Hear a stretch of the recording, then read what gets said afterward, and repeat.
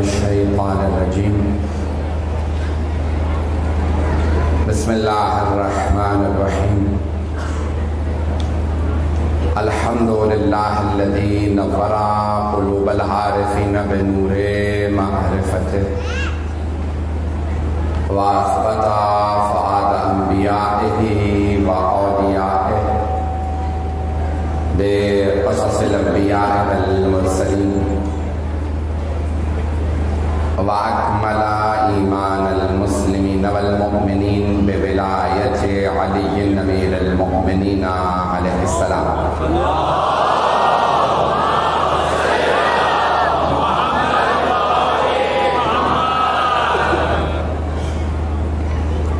والصلاة والسلام والتحية والإكرام على أفضل الموجودات العبد المؤيد والرسول المسدد المصطفى الأمجد المحمود الأحمد أعني أبا القاسم محمد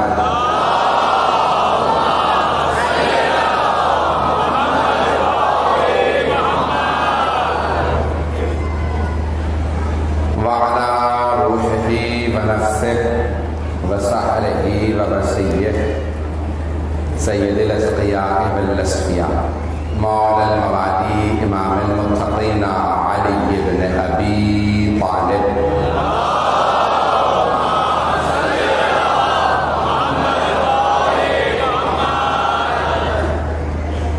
وعلى أوصيائه لا سيما بقية الله في الأرضين روحي وأرواح العالمين لتراب مقدمه الفداء واللعنة الدائمة على أعدائهم أجمعين من الآن إلى قيام يوم الدين أما بعد فقد قال الله الحكيم في كتابه الكريم بسم الله الرحمن الرحيم الحمد لله رب العالمين الرحمن الرحيم مالك يوم الدين إياك نعبد وإياك نستعين اهدنا الصراط المستقيم صراط الذين أنعمت عليهم غير المغضوب عليهم ولا الضالين صدق الله العلي العظيم صلى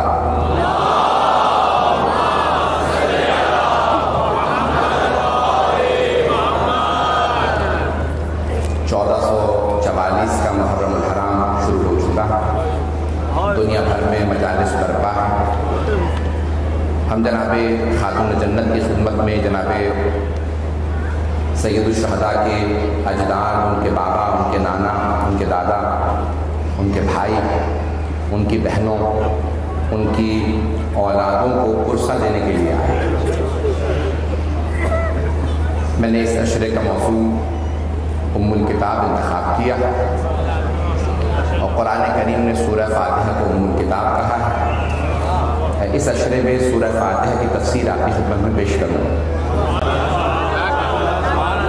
میرا اس امام بارگاہ میں پہلا اتفاق ہے مجلس پڑھنے کا بھی اور اشرہ پڑھنے کا لیکن بہت سے چہرے آشنا دیکھ رہا ہوں شاید مختلف امام بارگاہوں میں آپ لوگ مجھے سنتے رہے ہوں گے آواز آ رہی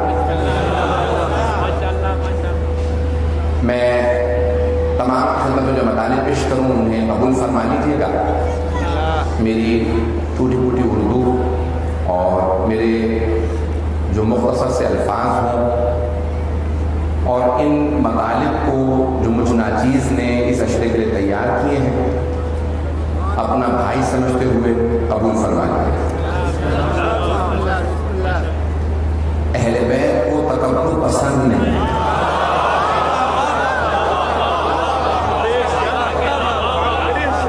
کبریائی صرف اللہ کو زیب دیتے ہیں اللہ کے ناموں میں سے ایک نام ہے المتکبر تکبر کرنے والا قرآن کے دو الفاظ ہیں ایک ہے تکبر دوسرا استکبار میں پڑھنے کے بغیر نہیں پڑھ پاتا ہوں میں نے درخواست کی آپ نے دیکھ لیا ہوگا 5 منٹ میری حالت ہو گئی تو اگر پنکھا ڈسٹرب کر رہا ہے تھوڑا سا اگر رک پھر ٹھیک ہے آپ نے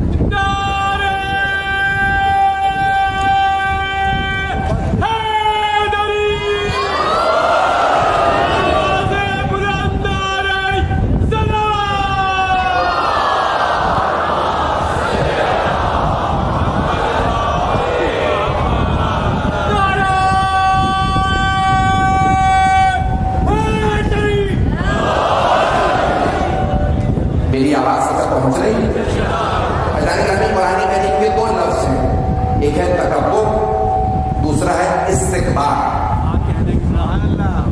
دونوں عربی کے لفظ ہیں. میں نے اردو کے ترجمے دیکھے تو اکثر جب ترجمہ کرتے ہیں تو دونوں لفظوں کا ایک ہی ترجمہ کر دیتے ہیں، تکبر، جبکہ عربی میں دونوں الگ الگ لفظ ہیں، دونوں کے الگ الگ معنی ہیں. شاید آپ کے لیے نیا ہو، اگر دل کو لگے تو ساتھ دیجیے گا. تو اللہ نے تکبر بھی استعمال کیا، لیکن جب شیطان کی باری آئی تو اللہ نے نہیں کہا کہ تکبر، اس نے تکبر کیا. اللہ نے فرمایا قرآن میں ابا واستکبر، اس نے استکبار کیا. کچھ لوگ پہنچ گئے، مجھے سارے بچنے کی توجہ چاہیے. تو اللہ نے جب اپنا کہا تو کہا المتکبر، میں تکبر کرنے والا. بہت سو کے لیے جب کہا، جیسے فرعون کے لیے کہا تو اس نے تکبر کیا. جب شیطان کی باری آئی تو کہا استکبر، اس نے استکبار کیا. تکبر اور استکبار میں فرق یہ ہے، تکبر جب کچھ ہو،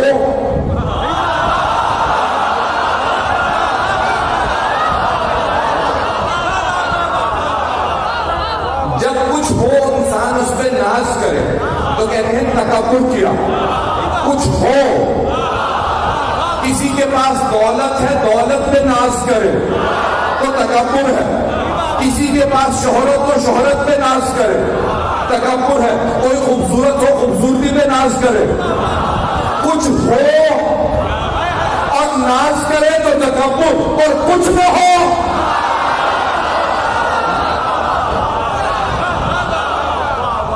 اور ناز کرے تو کہتے ہیں استکبار.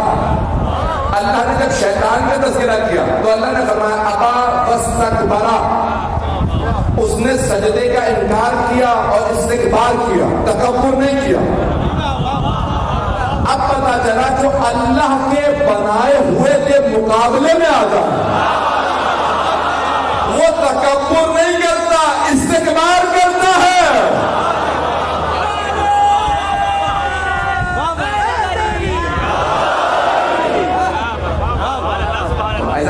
اللہ نے تکبر اپنے سے مخصوص کیا، کبریائی اسی کو زیب دیتی ہے. ہمارا عقیدہ یہ ہے، مجھے اوروں سے مطلب نہیں، میرے شیعہ سنی بھائی سن رہے ہیں مسلسل پچھلے 2-3 روز میں جو میں کراچی میں رہا، بے انتہا میرے پاس مختلف سیاسی پارٹیوں کے بڑے بڑے لوگ، علماء بھی آتے رہے، دانشور بھی آتے رہے. صرف اپنے نہیں، دوسرے بھی جب آپ کو سنتے ہیں تو میں اس حساب سے پیش کروں کہ سب سن رہے ہیں. ہمارا عقیدہ یہ ہے، بھائی دیکھیں اس میں اختلاف کی کوئی بات نہیں ہے، لڑائی کی کوئی بات نہیں ہے. ہم شیعہ ہیں، اس کا مطلب ہے کہ ہمارا عقیدہ ہمارا پہنچا پاؤں گا. مختلف ہے تو ہم شیعہ ہیں نا، اور ہم اپنا عقیدہ بتا رہے ہیں. ہمارا عقیدہ یہ ہے کہ محمد و آل محمد سے افضل کوئی نہیں.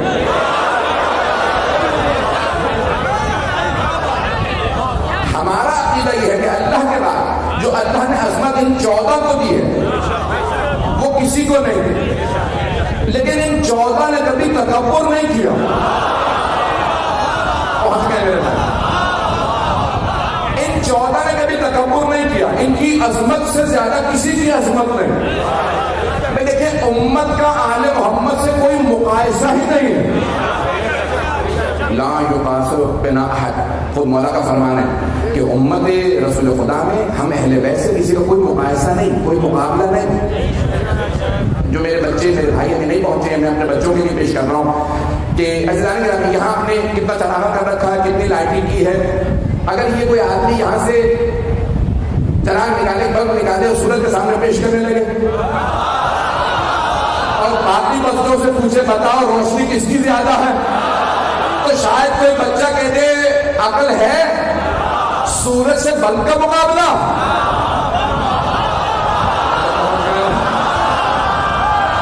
آل محمد سب سے امت بند ہے.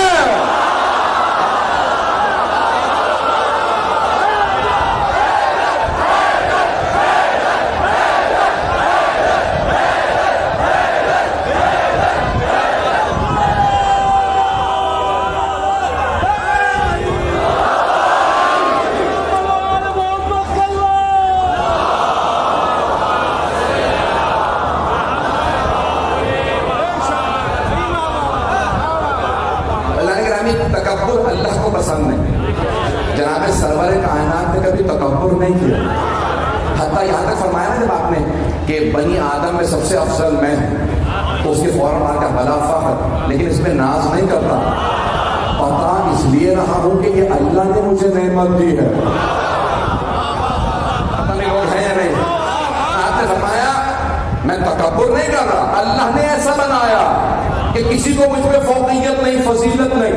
جب بھائی پورا نہیں پڑھ سکتا، میرے کوئی بھائی پہنچ جائے، مولا کائنات سے سوال کیا یعنی آپ افضل ہیں یا آدم؟ پڑھوں گا نہیں، پورا نہیں پڑھوں گا. تو مولا نے جواب دینے سے پہلے کہا سا تزکیۃ المرء لنفسہ قبیح، ایک مرد کا اپنی زبان سے، اپنے منہ سے اپنی تعریف کرنا قبیح شمار ہوتا، برائی شمار ہوتا. لیکن میں اس لیے بیان کر رہا ہوں، مولا نے فرمایا کہ اللہ نے قرآن میں فرمایا وَأَمَّا بِنِعْمَةِ رَبِّكَ فَحَدِّثْ، جو اللہ نے آپ کو نعمتیں دی ہیں ان کا تذکرہ کیجئے. ساسا تکبر نہیں کر رہا، مولا فرما رہے ہیں، مولا کائنات کہتے ہیں ساسا میں جو بتانے لگا ہوں نا کہ میں آدم سے افضل، نوح سے افضل، ابراہیم سے افضل، موسیٰ سے، عیسیٰ سے افضل، تو اس لیے نہیں کہ تکبر ہے، اس لیے کہ یہ اللہ کی مجھ پہ نعمت ہے.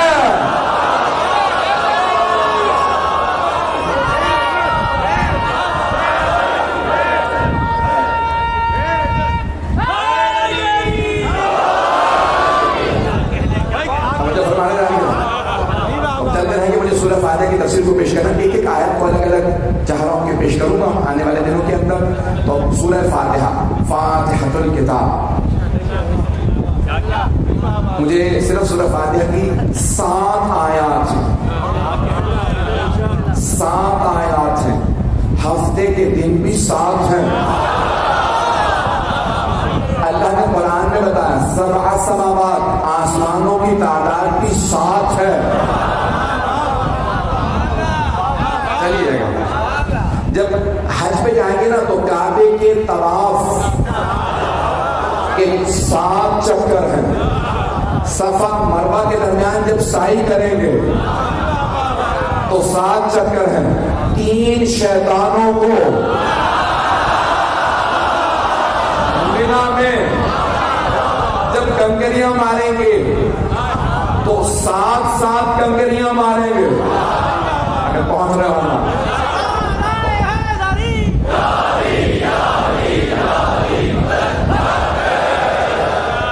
اسی محبت سے چلتے رہیے گا. تو 7 کی ایک خاص اہمیت ہے، عدد 7 ہے. تو اللہ نے 7 کو بہت زیادہ اہمیت دی، ہر جگہ پہ 7 رکھا. اعضائے سجدہ، نماز میں 7 اعضاء کا، 2 ہتھیلیاں، 2 گھٹنے، 2 پاؤں، 1 پیشانی کا زمین پہ رکھنا واجب ہے. اعضائے سجدہ 7. جناب سید الشہداء بھی میدان کربلا میں 7 دفعہ آگے گئے، 7 دفعہ پیچھے آئے. 7 کا عدد بڑی اہمیت رکھتا ہے. اللہ نے فاتحہ میں بھی 7 کی آیات رکھی، پورے سورہ میں 7 آیات. کیوں؟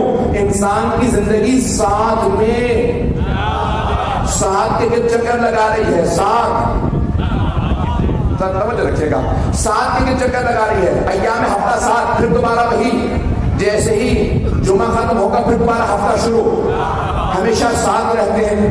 اللہ نے 15ویں سورے میں، سورہ حجر میں فرمایا اے میرے حبیب وَلَقَدْ آتَيْنَاكَ سَبْعًا مِنَ الْمَثَانِي وَالْقُرْآنِ الْعَظِيمِ، ہم نے آپ کو 7 دہرائے ہوئے اور قرآن عظیم عطا کیے. تو 7 دہرائے ہوئے اور قرآن عظیم عطا کیا. تو آئیے ذرا، تمام شیعہ سنی علماء نے اس روایت کو نقل کیا ہے اور حدیث صحیح السند ہے کہ 7 دہرائے ہوئے. 7 مثانی ام الکتاب کے ناموں میں سے ایک نام ہے. قرآن کریم کے اس سورہ فاتحہ کے ناموں میں سے ایک نام ہے 7 مثانی. مثانی دہرائے ہوئے 7. سورہ فاتحہ کو کہا گیا ہے 7 مثانی، 7 دہرائے ہوئے. کیوں؟ کیونکہ ہر نماز میں 2 مرتبہ پڑھی جاتی ہے. میں چلے گا 7 آیات 2 مرتبہ پڑھی جاتی ہیں. پہلی اور دوسری رکعت میں واجب ہے ہر نماز کی. پہلی 2 رکعت میں فاتحہ واجب ہے، دوسرا سورہ کوئی بھی پڑھ سکتے ہیں، فاتحہ واجب، ہر نماز میں کم از کم 2 مرتبہ، اس لیے 7 دہرائے ہوئے۔ علماء کا نظریہ یہ ہے، یہ واحد سورہ ہے جو 2 مرتبہ نازل ہوا، مکے میں پھر مدینے میں، اس لیے 7 دہرائے ہوئے۔ چلیں گھبرا کے نہ سنیں، تو 7 دہرائے ہوئے۔ سبع مثانی سورہ فاتحہ مکے میں بھی مدینے میں بھی نازل ہوا، واحد سورہ جو 2 مرتبہ نازل ہوا۔ آئیں ذرا، اس سورہ میں 7 ایسے الفاظ ہیں جو 2 بار آئے ہیں۔ آپ کہیے گا، میں بتاتا جاتا ہوں 7 الفاظ جو 2 بار آئے ہیں، سب سن رہے ہیں ہم؟ بسم اللہ الرحمن الرحیم، بسم اللہ میں اللہ آئے، الحمدللہ رب العالمین، تو اللہ 2 مرتبہ آیا، 7 الفاظ 2 بار آئے ہیں۔ الرحمن الرحیم، بسم اللہ الرحمن الرحیم، الحمدللہ رب العالمین، الرحمن الرحیم، الرحمن 2 مرتبہ، الرحیم 2 مرتبہ، الرحمن الرحیم مالک یوم الدین، ایاک نعبد و ایاک، ایاک 2 مرتبہ ہے، اہدنا الصراط المستقیم، صراط الذین، صراط 6 الفاظ گنوا دیے، توجہ رہے، تو صراط 2 مرتبہ آیا ہے، صراط الذین انعمت علیہم غیر المغضوب علیہم، علیہم لوگ ہیں یا نہیں، علیہم 2 مرتبہ آیا ہے۔ تو اب یہاں پہ علیہم بھی 2 مرتبہ، ایسا ایسا تفصیل پیش کروں گا آنے والے پورے عشرے کے درمیان میں، خلاصہ سن لیجیے۔ تو غیر المغضوب علیہم ولا الضالین، نہ ان کے راستے میں نہ ان کے راستے میں، صراط نہ اس کا نہ اس کا، بیچ کے راستے کا نام ہے صراط۔ جب مدینے جاؤ، یہاں جاؤ، وہاں جاؤ، تو نہ دائیں نہ بائیں، صرف سیدھے راستے پہ رہو، سیدھے راستے کا نام ہے صراط، صراط مستقیم، سیدھا راستہ۔ جناب امین سے سوال کیا، یا علی یہ سیدھا راستہ کیا؟ کہ انا الصراط المستقیم۔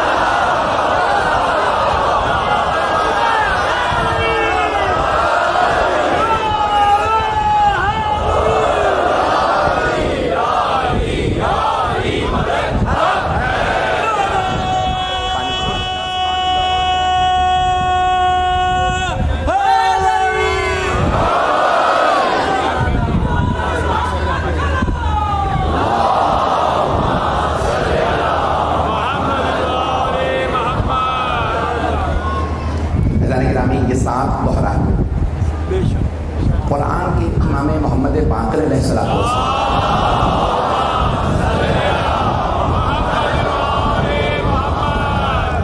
فرماتے ہیں کہ اللہ نے قرآن میں ایک ظاہر رکھا ہے اور ایک باطن۔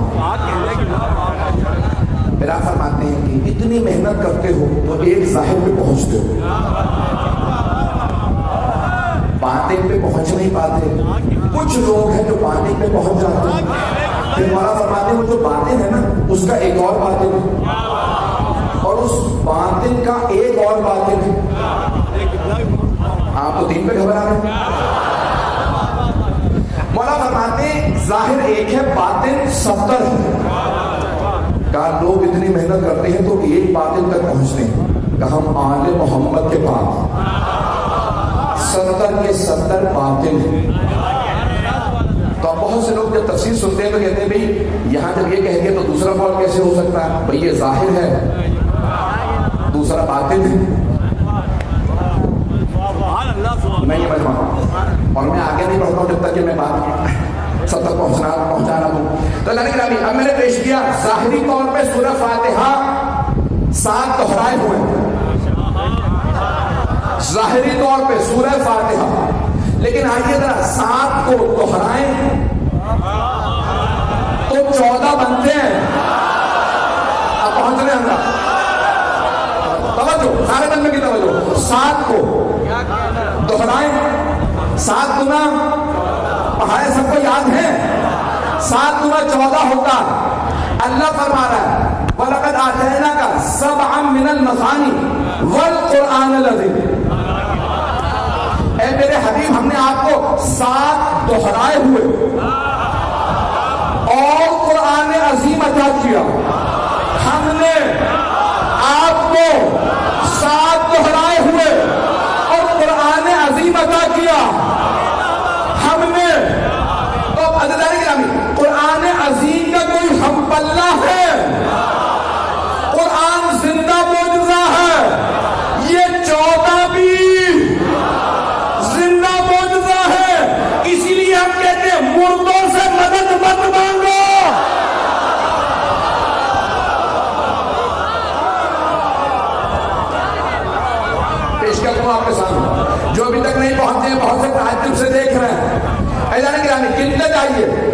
سناتا ہوں، چہارہ معصومین کے نام 7 نام ہیں جو دہرائے گئے ہیں، بہت گئے 7 نام ہیں جو دہرائے گئے ہیں، 14 میں گنوا رہا ہوں، 14 کو گنیے۔ محمد صلی اللہ علیہ وسلم تو رسول خدا، 5ویں امام، 9ویں امام، 12ویں امام دہرائے ہوئے ہیں۔ میں نے ایک نام گنا، دوسرا نام علی، پہلے امام، چوتھے امام، 8ویں امام، 10ویں امام، 2 ہو گئے۔ فاطمہ 1 ہے، حسن 2، حسن مصطفیٰ، حسن عسکری، دوسرے امام 11ویں امام، پھر 1 حسین ہے، 2 اور ہونے چاہیے تاکہ 7 پورے ہو جائیں۔ ایک ہے جعفر، ایک ہے موسیٰ، 7 دہرائے ہوئے 14 ہے۔ اب کوئی یہ نہ کہے کیوں کہتے ہو کہ 14 کو مانتے ہو، اللہ نے کہا ہم نے عطا کیے، رسول خدا نے نہیں فرمایا میں دے کے جا رہا ہوں، آپ نے فرمایا انی تارک کو میں چھوڑے جا رہا ہوں، اللہ نے بنایا میں چھوڑے جا رہا ہوں۔ نہیں ہے سارا مجمع، بھائی میں پہلے دن کا زور نہیں لگانا چاہ رہا تھا، لیکن سارا مجمع نہیں ہے، میں آگے نہیں بڑھوں گا جب تک کہ سارا مجمع ساتھ نہیں لے گا۔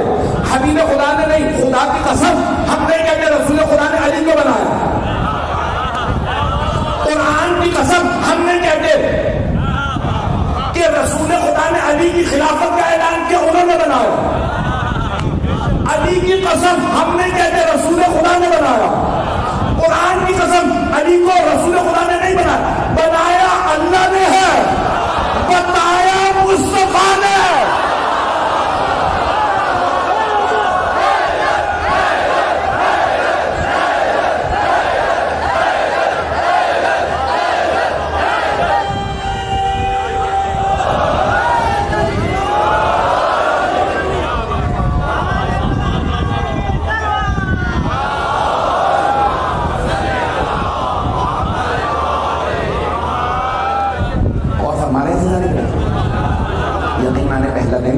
کوشش کر رہا ہوں کہ اللہ تعالیٰ استعمال نہ کروں، 7 دہرائے ہوئے ہیں۔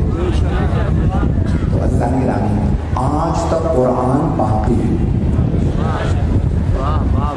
اور اللہ کا زندہ معجزہ قرآن آج تک باقی ہے، اور تمام مسلمان مانتے ہیں قیامت تک کے لیے رسول خدا کی رسالت کا زندہ معجزہ قرآن ہے۔ اعجاز قرآن پیش کر رہا ہوں، مجھے آج اعجاز پیش کرنا تھا، مکمل اگر کر پایا نہیں تو کل مکمل کرنا۔ تو قرآن زندہ معجزہ ہے، اعجاز ہے، معجزہ یہ عربی کے الفاظ ہیں، ہم اردو میں استعمال کرتے ہیں۔ قرآن زندہ معجزہ کس کا؟ رسول خدا کی رسالت کا۔ تمام انبیاء کے معجزہ ان کے جانے کے بعد چلے گئے، ختم ہو گئے، کیونکہ ان سب کی رسالت نبوت محدود مدت کے لیے تھی۔ رسول خدا کی رسالت قیامت تک کے لیے ہے، تو ان کی رسالت کے گواہ قیامت تک کے لیے باقی رہنے چاہیے۔ میں بولنا نہیں چاہ رہا موضوع، وقت ہے، ٹائم ہے، چل میں پیش کر دیتا ہوں۔ تو ہر نبی کی جیسے ضرورت تھی، جیسے زمانے کا تقاضا تھا، ویسے معجزہ۔ جناب موسیٰ کے زمانے میں سحر کا زور تھا، جادو کا زور تھا، تو اللہ نے انہیں 2 معجزات کی، ید بیضا، جیب میں ہاتھ ڈال کے نکالتے تھے، اس سے نور نکلتا تھا۔ فرعون اور سارے اس کے درباری اپنی آنکھوں پہ ہاتھ رکھ کے بیٹھ جاتے تھے، جناب موسیٰ چلے جاتے تھے، ہاتھ سے نور نکلتا تھا، جادوگر بے بس ہو جاتے تھے۔ دوسرا عصا، زمین پہ پھینکتے اشتہا میں بدل جاتا۔ جناب عیسیٰ کے زمانے میں طب کا زور تھا، وہ بڑی بڑی بیماریاں ٹھیک کر لیتے تھے، لیکن پیدائشی نابینا کو، پیدائشی بہرے کو، گونگے کو ٹھیک نہیں کر پاتے تھے۔ تو جناب عیسیٰ کو اللہ نے دم عیسیٰ دیا، پیدائشی نابینا کو ہاتھ لگاتے اس کی بینائی آ جاتی، گونگے کو ہاتھ لگاتے گویائی آ جاتی، بہرے کو ہاتھ لگاتے شنائی آ جاتی، مردے کو ٹھوکر مارتے قوم بِإِذْنِ رَبِّكَ، اپنے رب کے اذن سے اٹھ جا وہ زندہ ہو جاتا۔ سرور کائنات کے زمانے میں عربوں کو دو باتوں پہ بڑا ناز تھا، ایک اپنی زبان پہ کہ ہم عربی زبان بولتے ہیں، ہم عرب ہیں باقی سب عجم ہیں، گونگے ہیں، جانور کو گونگے کہا جاتا ہے عجمی، تو وہ کہتے تھے سب ہیں عجم، ہم ہیں عرب، ہم عربی زبان بولتے ہیں۔ اور دوسرے اپنی تلوار پہ بڑا ناز تھا،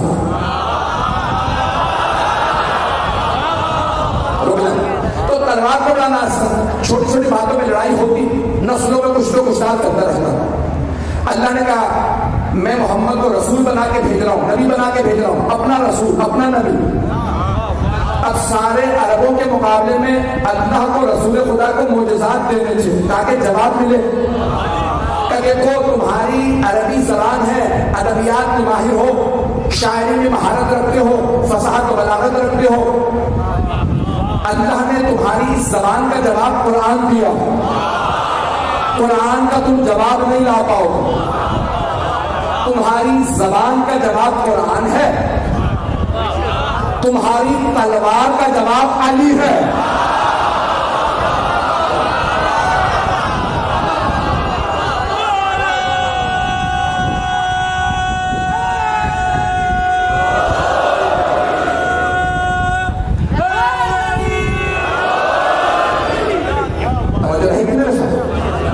نسلوں کے اندر یہ کچھ تو کچھ نہ رہتا تھا، جس طرح قرآن کا کوئی جواب نہیں ویسے ہی مولا کائنات کا کوئی جواب نہیں۔ آئیے ذرا قرآن سے حوالہ پیش کر دوں تاکہ سب اس بات کو اپنے بچے سب ذہن میں رکھیں گے۔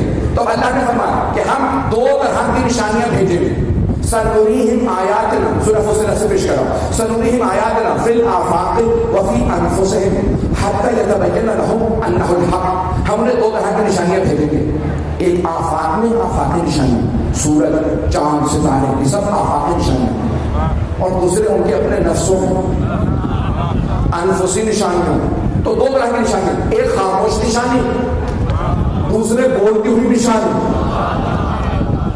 خاموش نشانی بولتی نہیں لیکن نشانی ہے، سورج بولتا نہیں لیکن بتاتا میرا کوئی خالق ہے، چاند بولتا نہیں لیکن بتاتا میرا کوئی خالق ہے، یہ ستارے بولتے نہیں لیکن بتاتا میرا کوئی خالق ہے، قرآن بولتا نہیں لیکن بتاتا ہے میرا خالق ایسا ہے کہ معجزہ بھیجتا ہے کوئی جواب نہیں لا سکتا۔ تھوڑی سی توجہ کر لیں گے۔ تو دوسری نشانی بولتی ہوئی نشانی، انفسی نشانی۔ اب اللہ نے تمام انبیاء کو ایسی نشانیاں دی ہیں، رسول خدا کی بھی رسالت کی دو نشانیاں، خاموش قرآن، بولتے ہوئے علی ابن ابی طالب۔ جناب امین نے بول کے بتایا رسول خدا اللہ کے رسول۔ اب جناب امین کی بھی دو نشانیاں ہونی چاہیے، خاموش قرآن ہے، بولتے ہوئے حسن مجتبی۔ امام حسن مجتبی کی امامت کی بھی دو نشانیاں ہونی چاہیے، خاموش دوبارہ قرآن، بولتے ہوئے امام حسین علیہ السلام۔ امام حسین کی امامت کی بھی دو نشانیاں ہونی چاہیے، خاموش دوبارہ قرآن، بولتے ہوئے امام سجاد علیہ السلام۔ امام سجاد کی امامت کی بھی دو نشانیاں ہونی چاہیے، خاموش دوبارہ قرآن، بولتے ہوئے امام باقر علیہ السلام۔ امام میں نے 12 اماموں کے نام لے دوں تاکہ ہمارے بھائیوں کا نام یاد ہو جائے، شیعہ بچے بچے کو یاد ہے، تبرکاً پہلی مجلس میں 12 اماموں کے نام سنا دو۔ تو 5ویں امام کی امامت کی بھی دو دلیلیں، خاموش قرآن، بولتے ہوئے امام صادق علیہ السلام۔ امام جعفر صادق علیہ السلام کی امامت کی بھی دو دلیلیں ہونی چاہیے، خاموش دوبارہ قرآن، بولتے ہوئے امام موسیٰ کاظم علیہ السلام۔ امام موسیٰ کاظم علیہ السلام کی امامت کی بھی دو نشانیاں، خاموش دوبارہ قرآن، بولتے ہوئے امام رضا علیہ السلام۔ امام علی بن موسیٰ رضا علیہ السلام کی امامت کی دو نشانیاں، خاموش دوبارہ حسن عسکری علیہ السلام کی امامت کی دو نشانیاں، خاموش دوبارہ قرآن، بولتے ہوئے امام زمانہ علیہ السلام۔ امام مہدی علیہ السلام کی امامت کی بھی دو نشانیاں ہونی چاہیے، خاموش دوبارہ قرآن۔ اب پتہ چلا اللہ نے عیسیٰ کو آسمان پہ کیوں اٹھایا تھا؟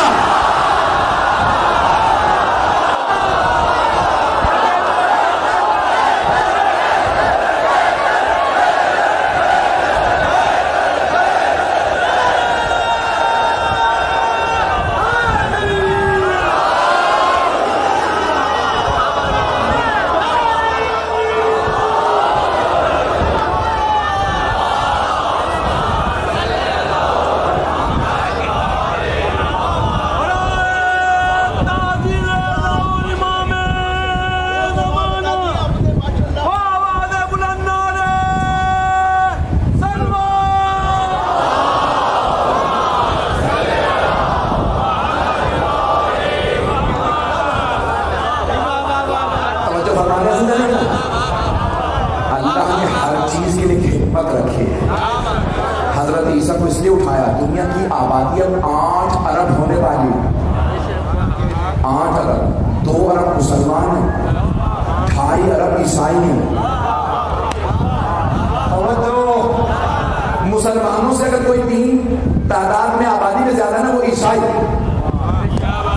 سارے مسلمان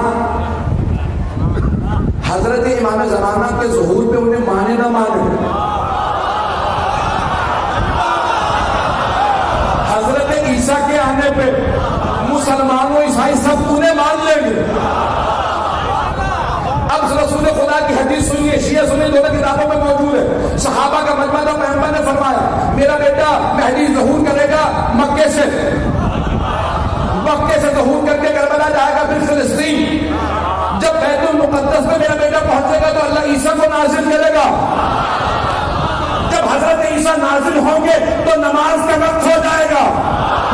امام زمانہ کہیں گے چچا نماز کا وقت ہے, پڑھائیے. جناب عیسیٰ کہیں گے آپ کے ہوتے ہوئے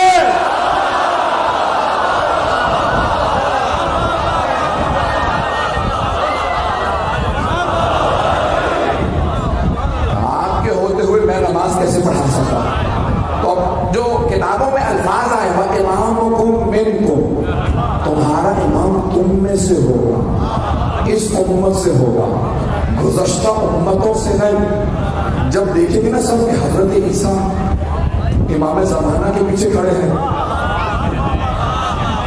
لوگ ہیں جو ایمان نہیں بھی لانا چاہتا ہوگا وہ ایمان لے آئے گا. ارے میں عیسیٰ کو مانتا ہوں. عیسائی کہیں گے جسے میں اللہ کا بیٹا مانتا ہوں وہ محمد کے 12ویں نام کی پشت پہ نماز پڑھ رہا ہے.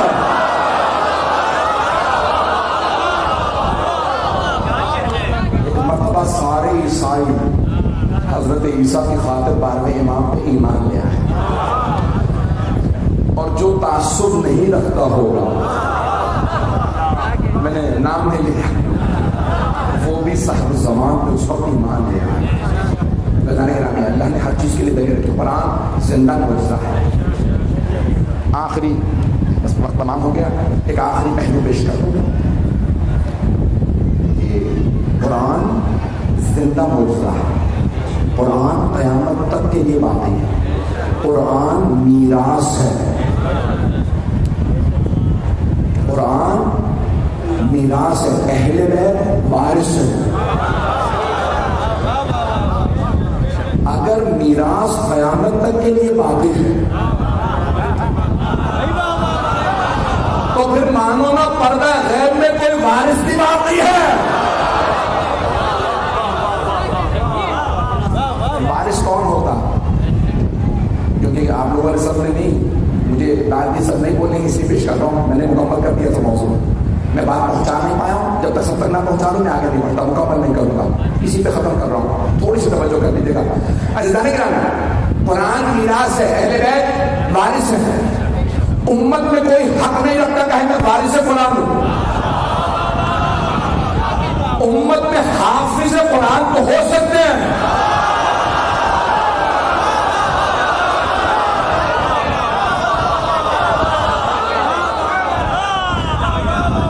امت میں حافظ قرآن ہو سکتے ہیں, وارث قرآن نہیں. وارث کے لیے ضروری ہے پیغمبر جیسا ہو. شاید اسی لیے کچھ لوگوں کو بدہاضمہ ہو گیا, محمد ہم جیسے.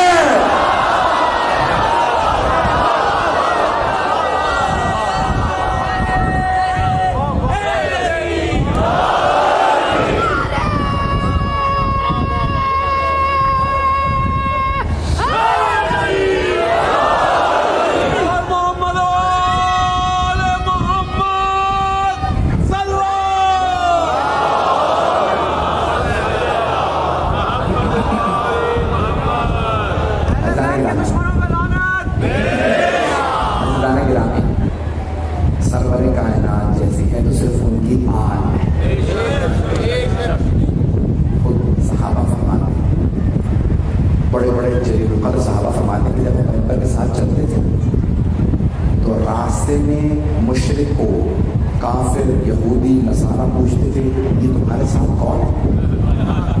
تو صحابہ فرماتے تھے یہ ہمارے رسول، یہ رسول اللہ ہے۔ تو سارے مشرک کافر ایک ہی بات کہتے ہیں بل وہ ملک الکریم، لگتا ہے یہ آسمان سے اترا ہوا،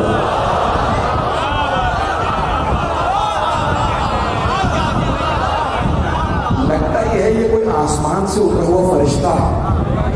کافر تھے، مشرک تھے، لیکن یہ مانتے تھے یہ ہم جیسے نہیں ہیں۔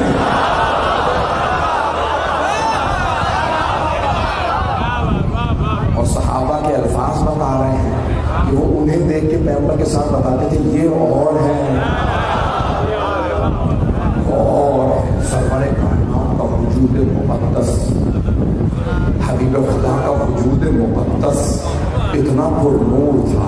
میں کل مکمل کروں گا اعلان گرامی، ایام محرم کے ایام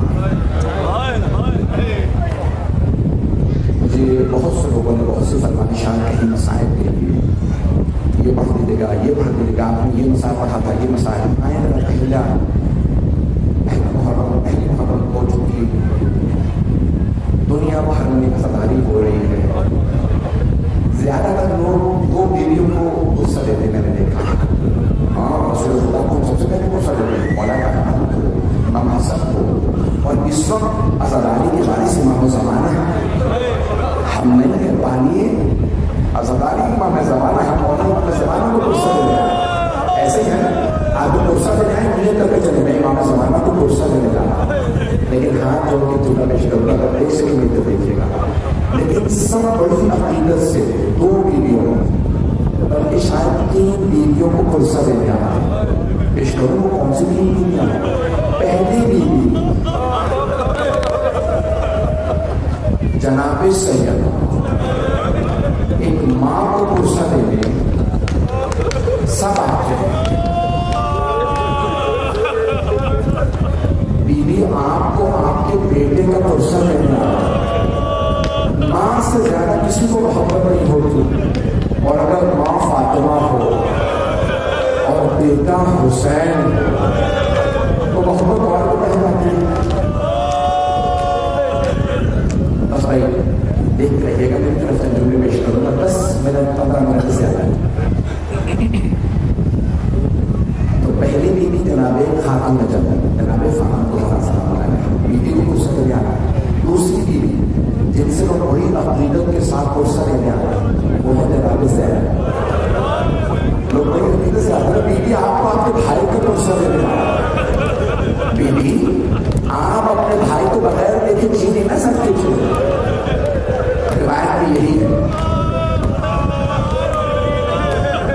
کہ بیوی نے اپنی شادی پہ بھی شرط رکھی تھی۔ بابا جب مولا پوچھنے آئے بیوی نے اپنے بھتیجے عبداللہ سے آپ بات کرنا تھا، کہا بابا آپ کو پورا اختیار، جو آپ فیصلہ کریں گے بابا تسلیم، لیکن بابا کی شرط۔ مولا کے آنسو بہنے لگے، بیٹی کیا شرط ہے؟ کہا بابا میں شادی کر کے چلی تو جاؤں گی، لیکن میں ہر روز حسین کو دیکھنے ضرور، یہ میری شرط ہے۔ عبداللہ مجھے حسین کو دیکھنے سے نہیں روکا، یہ میری شرط رکھی تھی۔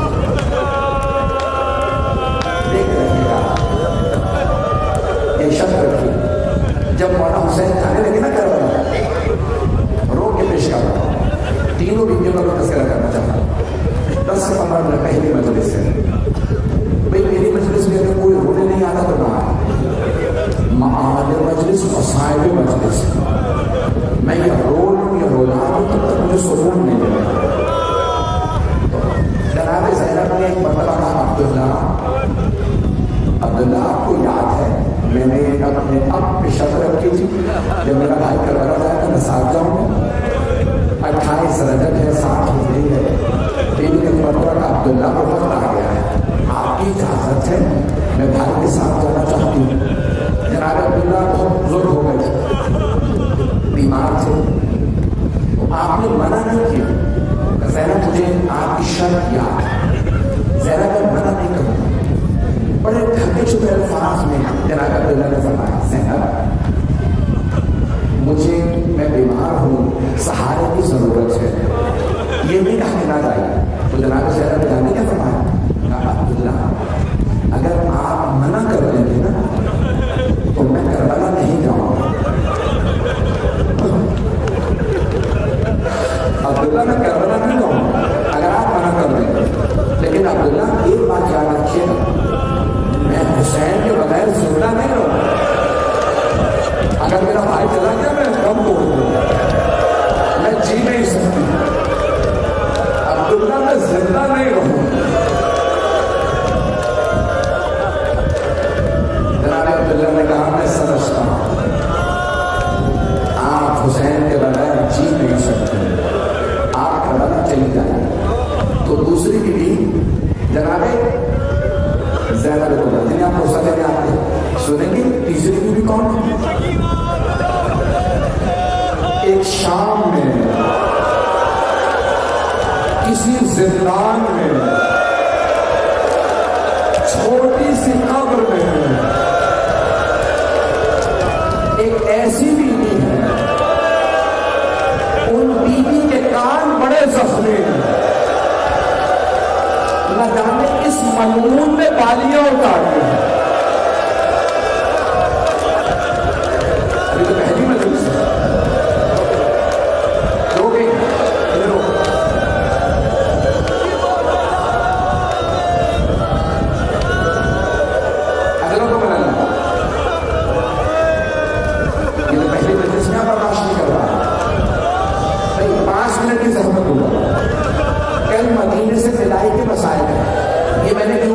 کسی کے بھی برخوردار نے کہا ورنہ اگر ہو سکے ایک مسائل پڑھ دیجیے گا. میں پڑھا تھا جب یہ عہد تھا، ایک بھائی سے بہن کے وداعی کے مسائل پیش کروں.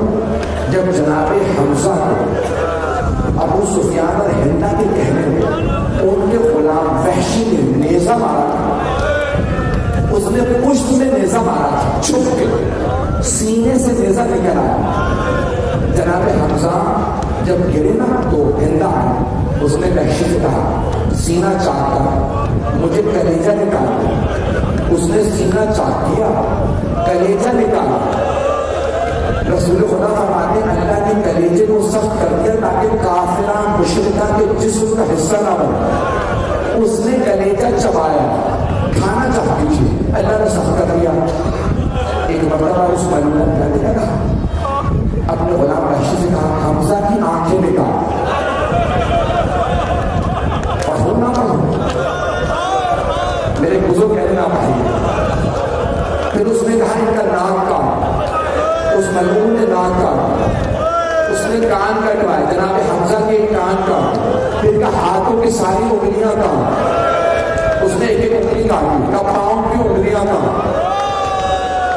اس نے گلے کا ہار بنایا، کہا میں مکے جا کے کہوں گی اور مکے والوں شیر کا شکار کرنے والا حمزہ، میں اس کے اعضاء کو کاٹ کے لاؤں. جب رسول خدا آئے نا لاشے پہ جناب حمزہ کی لاشا دیکھا، بے ہوش ہو کے گر گیا. جانتے کیا فرما رہے تھے رسول خدا؟ ہائے میرے چچا کا مسئلہ ہو گیا. اعضاء کے کاٹنے کہتے مسئلہ کرنا. پیغمبر بے ہوش ہو گئے. ہوش میں آئے جناب امین نے کہا یا رسول اللہ صبر کیجیے. میں نہ دیکھیے گا. اتنے میں ایک آدمی نے کہا یا رسول اللہ مدینے سے آپ کی پھوپھی صفیہ آ گئی، وہ کہتی ہے مجھے بھائی کے لاشے میں جانا. ہاتھ جوڑ کے کہہ رہا ہوں سب میری طرف دیکھیے گا، جو دیکھ سکتا میری طرف دیکھیے. رسول خدا نے چچا کا لاشا دیکھا، کھلا ہوا سینہ، ہونٹ ناک کان کٹے ہوئے، انگلیاں کٹی ہوئی. یہ نہیں کہا میری پھوپھی کو بتا دو کیا حالت ہے. کہا پھوپھی سے کہو میں نے منع کیا ہے، آپ اپنے بھائی کے لاشے پہ مت آئیے. جناب صفیہ کو پتا نہیں تھا کیوں منع کیا. ایک جملہ کہا رسول اللہ سے کہو کہ کیا رسول خدا ایک بہن کو بھائی کے لاشے میں آنے سے روکیں. بس یہ جملہ سننا تھا. پیغمبر نے اپنی آبا اتاری، چچا کو اٹھایا، چہرے کو ڈھانپا، سینے کو ڈھانپا، پورا بدن ڈھانپ دیا. جناب حمزہ بڑے قد آور تھے، پاؤں پھر بھی نظر آ رہے تھے. رسول خدا نے کہا یا علی کچھ درخت کے پتے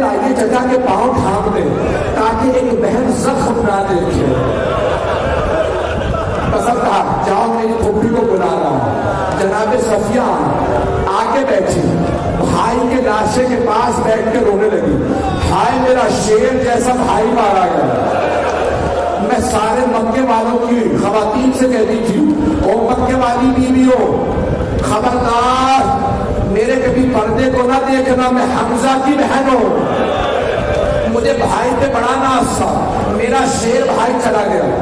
नेटर देखिएगा, बैन करते करते जनाब सफिया ने चेहरे से अबा को हटाया, बस चेहरा देखना था, बुलंद आवाज से रो के कहने लगी, हाय मेरा भाई, मेरे भाई का मुसला हो गया, बेहोश होके गिर गए। रसूल खुदा ने आवाज दी, यहाँ की फुफ्ती का बाजू पकड़ो। एक बाजू रसूल खुदा ने पकड़ा, दूसरा बाजू मौला अली ने जनाब सफिया का, दो भतीजों ने बाजू पकड़ा, जनाब सफिया को उठाया, चेहरे पे पानी डाला, दोनों भतीजे जनाब सफिया को मदीने वापस ले आया। ये था उहद, मैदान करबला है, 11 मुहर्रम है, एक लाशा पड़ा है, लाशे पे घोड़े दौड़ा दिए गए, एक बहन भाई के लाशे में आई, वहां भी भतीजा मौजूद था, नाम सज्जाद था, गले में तोप था, हाथों में हथकड़ियों, पाँव में बेड़ियों।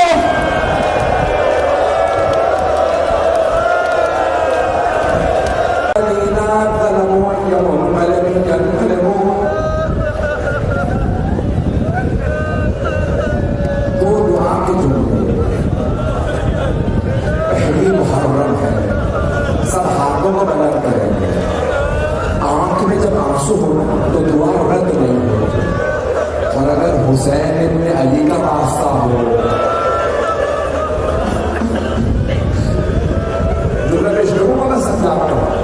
जब मौला सज्जाद वापस आए ना मदीने, तो किसी आदमी ने पूछा, मौला अपने बाबा का बताइए जब उनका सर नेज़े पे बलंद था। तो मौला ने फरमाया, जब भी मैंने अपने बाबा को देखा नेज़े पे, तो मेरे बाबा का सर या मेरे भाई अली अकबर को देख रहा हो, या मेरी फुफ्फी ज़ैनब को,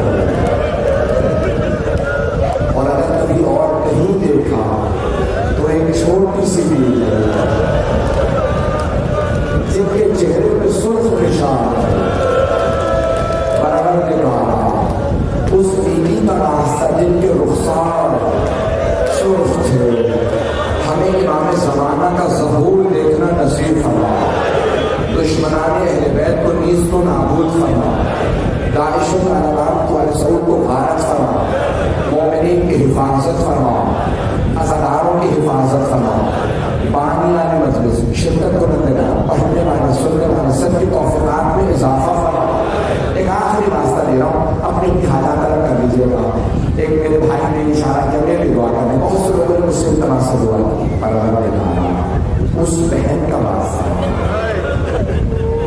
जो हर रोज भाई को देखने आते थे, उन्होंने करबला से शाम क्या देखा होगा, नेज़े पे सर अलग, बराबर देखा, उस बीवी की अजमतों का वास्ता, हजरत ज़ैनब कुबरा की अजमतों का वास्ता, हमारी गुनहगार आंखों को इमाम ज़माना का ज़हूर देखना नसीब फरमा, हमारे मकामात मुक़द्दसा की हिफाजत फरमा, जितने भी हमारे ज़ायरीन ज़ियारत में जा रहे हैं, परवरदिगार सबको उनके सफ़र में कामयाब फरमा, जितने अज़ादार यहाँ मौजूद हैं सबकी अज़ादारी अपनी बातों में कबूल फरमा, सबकी हर परेशानी दूर फरमा, सबकी हर दुआ कबूल फरमा, बे औलादों को औलाद इनायत फरमा, मक़रूज़ों को कर्ज़ अदा फरमा, परेशान हालों की परेशानियाँ दूर फरमा, हज व ज़ियारत की तमन्ना रखने वालों को हज व ज़ियारत नसीब फरमा। रब्बना तक़ब्बल मिन्ना इन्नका अंतस समीउल अलीम बिहक़्क़ि मुहम्मद व आलिहि तय्यबीन अत्ताहिरीन